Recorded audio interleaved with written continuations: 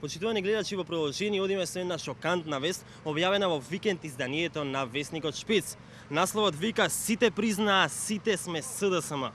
Веста вели вака: Бичиклиски и ВМРО-ДПМН цело време зборуваа, но ние не им верувавме. Сега ќе треба да зашалиме, бидејќи тоа што го повторуваа сиве овие месеци се покажа како вистина. На најголемата досега одржана пресконференција цела Македонија призна дека е организирана од СДСМ и дека целото нејзино живење и дејствување е директно раководено од Бранко Црвенковски.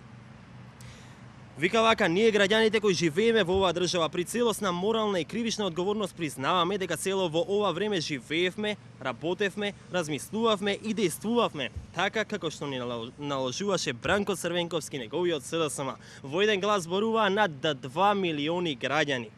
Интересно за оваа пресконференција е тоа што за разлика од сите останати каде што има говорници од едната страна и новинари, сниматели, фоторепортери од другата, денес сите беа од истата страна, односно страната на говорниците.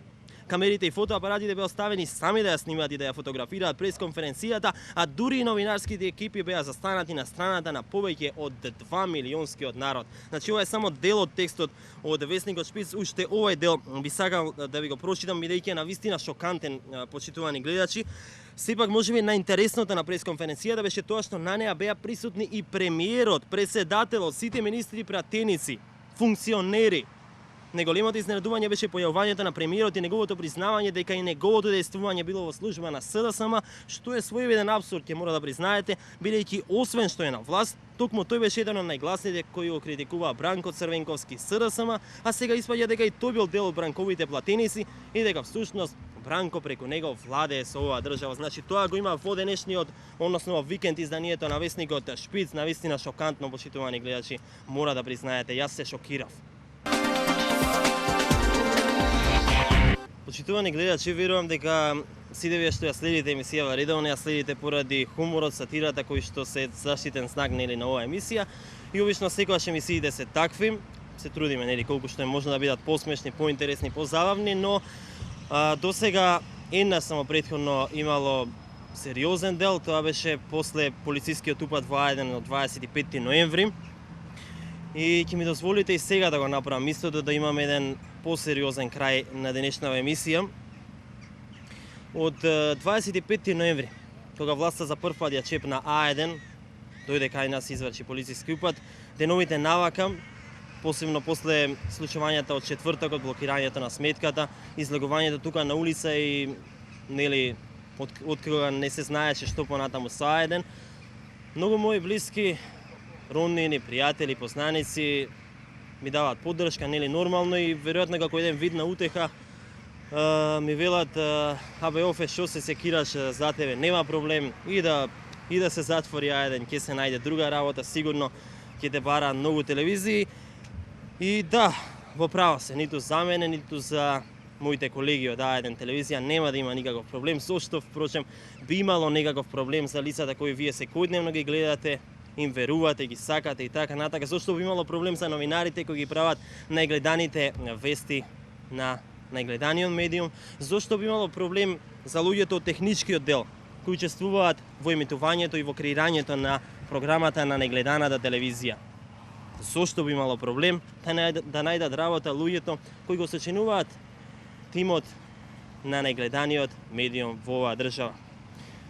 Ние нема да имаме таков проблем, баш напротив, стигнуваат понуди од многу места и со многу повеќе пари и слично.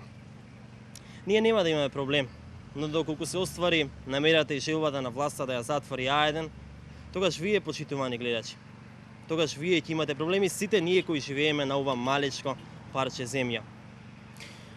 Во четвртокот, кога излеговме овде на улица во студиото, остана мојот далеко поискусен колега Чомовски и го направи тој потек со згаснувањето на рефлекторите, символично. Пред да ги згасне рефлекторите, се подсети, односно се наврати 40 години наназад и зборуваше за затворањето на еден младенски неделник, од кој што бил и дел и самиот, нели. На него работеле студенти, интелектуалци, кои размислувале поинаку и тоа го пишувале против тогашниот режим. Биле замолкнати, некако што рече и самиот, е ригиден комунистичко-полициски начин. Сега, почитувани гледачи, еден друг режим кој се декларира како демократски во 21. век сака да затвори друг медиум. Сака да го затвори најгледаниот и највлијателен медиум во земјата. Сака да ја затвори телевизијата која секогаш ги поставува стандардите, која била водилка на демократските процеси во оваа земја, која била тука и одиграла клучна улога во многу битни моменти од развојот на оваа држава. Сака да ја затвори, да ја замолчи, бидејќи не и се допаѓа тоа што го зборуваме. Зад себе има еден одличен изговор, борба против криминалот, а зад себе исто така има и еден куп медиумски послушници кои што и помагаат во оваа намера. Тој што не може да го види ова и кој се уште мисли дека владата се бори против криминалот, а не против медиумите на улица Перо Наков, наистина не знам што да му кажам. Само би сакал да го посетам дека премиерот Груевски е тој што најдобро ги користи медиумите за пропаганда, дека токму премиерот Груевски е човекот кој е најзависен досега од анкети, рейтинзи и јавното мислење. А бидејќи е зависен од рейтинзи, освен што го гледа својот рейтинг, го гледа и рейтингот таму каде што се мери гледаноста на медиумите, односно телевизиите. А гледаноста, односно рейтинзите, јасно и гласно извикуваат А1. Ги имаме најгледаните вести, најгледаната информативна програма и најгледаната програма воопшто. На листата секогаш имаме најгледана содржина, моментално се Елисија, претходно беше Шекерезад. Во секој случај луѓето кои живеат овде најмногу ја гледаат токму оваа телевизија. А токму оваа телевизија е критички настроена кон оваа власт. Зарем оваа власт која е зависна од јавното мислење ќе дозволи да биде така? Да ве посетам, се обидува со бойкотирање и неприфаќање учество во нашите дебатни емисии. Останавме најгледани. Се обидува со етикетирање. Останавме најгледани. Се обидува и со јавно порачување на партиски митинзи да не се гледа А1. Ние понатака останавме најгледани. Веројатно ова им остана како единствениот начин да ни ја намалат гледаноста, а тоа би било со комплетно уништување и затворање на оваа телевизија. Но, почитувани гледачи, еве, замислете за момент дека власта успеала во својата намера и дека ја затворила А1, дека А1 не постои. Што потоа? Еве, ќе морам да се навратам кај рейтинзите и ќе се обидам да ви објаснам. Веќе кажав дека најгледани се нашите вести, а според рейтинзите на HB Нилсен, втори по гледаност се вестите на Сидел телевизија, трети се Канал 5. Заостануваат, но сепак имаат гледаност и вестите на МТВ, тие што сакаат да се декларираат како јавен сервис на сите граѓани. Ако замислиме дека А1 не постои, дека ситуацијата со гледаноста останала иста, излегува дека Сител би ги имал најгледаните вести, многу добро знаете која е вистината што Сител ја презентира. Ако ништо друго, нивниот собственик е во владеачката коалиција, исто како и собственикот на Канал 5. МТВ никогаш досега не излегла како што стојат работите, нема ни да излезе од капата на власта, која и да е. Сепак, гледајте од посветлата страна. Ако се затвори А1, тогаш нема да имаме никаков проблем во оваа држава. Се ќе ни биде розево и ќе си ги гледаме премиерот и министрите како сечат ленти и фрлаат лопати. Пред да завршам, би сакал да ви се заблагодарам на огромната поддршка, на вашите подписи, на вашите телефонски јавувања, на интернет поддршката, но и сакам да ви раскажам нешто кратко. Во четвртокот, кога за прв пат излеговме овде на улица и ги правевме вестите од овде, од пред владата, дојдоа доста луѓе, предежно предпоставувам од околните згради тука, да ни дадат поддршка. Највпечатлива тогаш ми беше една господја која ни солзи во очите ги гледаше вестите, не поддржуваше и меѓу другото прашуваше: "Младино, каде си? Младино, каде си?"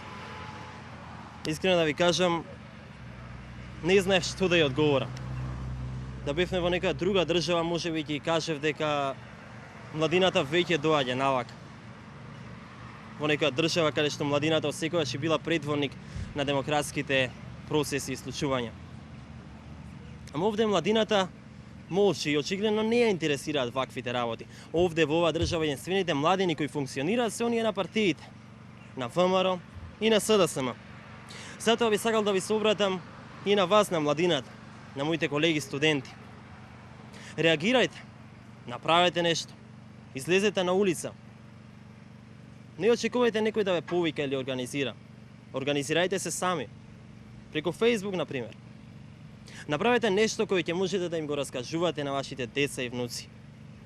И за крај би сакал да ви пуштам еден краток исечок од српскиот филм Црни бомбардер. Филмот раскажува за еден млад дечко кој што има пиратска радиостаница од која што пушта музика и слободно говори против режимот. Значи се работи за српски филм, а сцената која што ќе ја видите е во полициска станица при разговор со инспектор. Vidi, dečko, mlad si, vreme ti je se povučeš, posle će biti kasno. Pojedete mrak, bre, mrak. Koji mrak? Ovo je demokratska zemlja, nema valjda mraka.